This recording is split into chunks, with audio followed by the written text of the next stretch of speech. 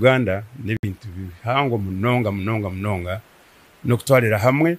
bitebera kwata ha constitution ninga shika go kutwara Uganda omesho. Nkamanya Professor Kanyihamba chali bato ndecha kana nchiraho karyo mesho ganje umjokwe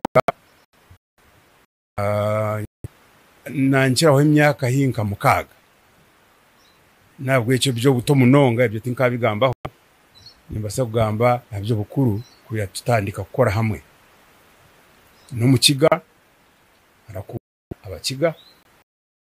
no munya-Uganda kabarakunda abanya-Uganda kandi na international aheru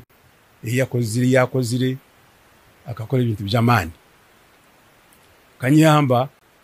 akashomero mu mashomero agakigeza gahasi umukuru mu primary yarugamu yaza mu za secondary kandi akari umushija w'amagezi utawera bamukuratiri kajya umushija w'amagezi munonga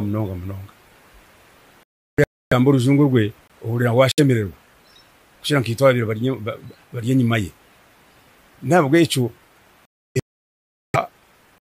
ni tuguturarabe mutwe icyo twakura turarebera ari Kanyihamba niwo mu bantu ba Kigezi abatwa turareba Kanyihamba mwene kutwakuzire Kanyihamba yagumzamu yashoma yarugaho za Buraya yashoma za digurizeye nali ba tureto mwetsa professor hizwe abatiba basabe kiyayi niba professor abo ababiri ba professor akora mwami Kanyihamba okutwalira hamwe mu bya politics bya Uganda akabara kunda amazima amazima talenda ngo omubeha biho mutozo kunoku wabolenda ibyawe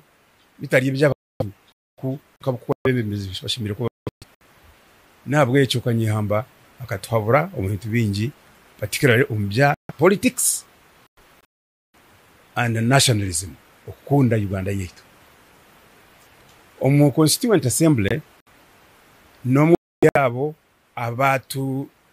guide injire ningashi twereka injire yitwa constitution 95 akaba arareberera kachiko ka legal kora bya okukure constitution enungi akatwabura akaliho contest issues zamani izabirezera kwata nka hari